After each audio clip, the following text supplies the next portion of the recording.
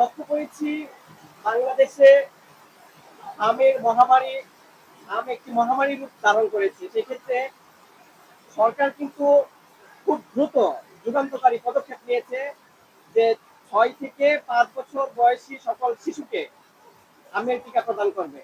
আমরা আজকে লক্ষ্য করেছি আজকে 2 দিন যাবত কিন্তু কালবৈশাখী ঝড় হচ্ছে।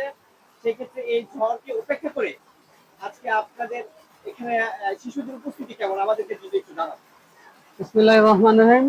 আমি সর্বপ্রথমে ধন্যবাদ জানাই বাংলাদেশ সরকারকে। বাংলাদেশে সারা দেশে প্রত্যেকটা শিশুর মধ্যেই হামের রোগের প্রাদুর্ভাব দেখা দিচ্ছে, যার কারণে বাংলাদেশ সরকার তাৎক্ষণিকভাবে সারা বাংলাদেশে এই হামের ক্যাম্পেইন শুরু করেছে। প্রত্যেকটি উপজেলায়, প্রত্যেকটি ইউনিয়ন, প্রত্যেকটি ওয়ার্ডের মানুষের দুর্গরায় পৌঁছে দেওয়ার জন্য এই ক্যাম্পেইন শুরু করেছে, প্রত্যেকটি শিশুর যাতে কোনো শিশু বাদ না পড়ে। সেই নেই আমাদের নরসিংদী জেলা রায়পুরা উপজেলার চান্দারকান্দি ইউনিয়নের 3 নং ওয়ার্ডের আজকের গড়পুর ব্লক কাজ আমি কাজ করতেছি এই বৃষ্টি উপেক্ষা করে এবং কালবৈশাখী ঝড় উপেক্ষা করে।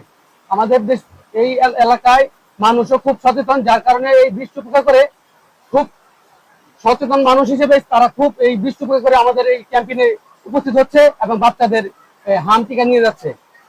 এই জন্য আমি বাংলাদেশ সরকারকে অনেক ধন্যবাদ জানাই।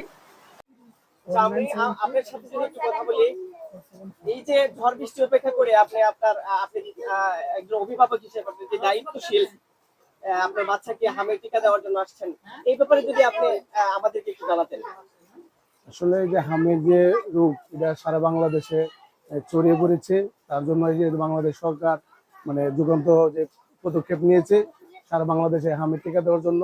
আমাদের রায়পুরা এখানে চান্দাকান্দি ইউনিয়নে হামের টিকা দেওয়ার জন্য যে স্বাস্থ্যকর্মী আজকের এই ঝড় বৃষ্টি উপেক্ষা করেও এই রায়পুরা স্বাস্থ্যকর্মীরা এখানে এসে টিকা দিচ্ছে, তা আমরা খুবই আনন্দিত যে এখানে ঝড় বৃষ্টি নিয়েও যে সরকারের নির্দেশনা পালন করার জন্য তারা এখানে টিকা দেওয়ার জন্য আমাদেরকে আসছে। তাই আমি আমাদের ছেলেকে নিয়ে আসছি এখানে টিকা দেওয়ার জন্য। তবে এটার জন্য আমি বাংলাদেশ সরকারকে ধন্যবাদ জানাই এবং যে আমাদের স্বাস্থ্যকর্মী তাদেরকেও আমরা ধন্যবাদ জানাই যে এই ঝড় বৃষ্টি উপেক্ষা করেও যেন তারা এই কাজ করার জন্য আমাদের টিকা দেওয়ার জন্য আমাদের দোরগোড়ায় এসেছে।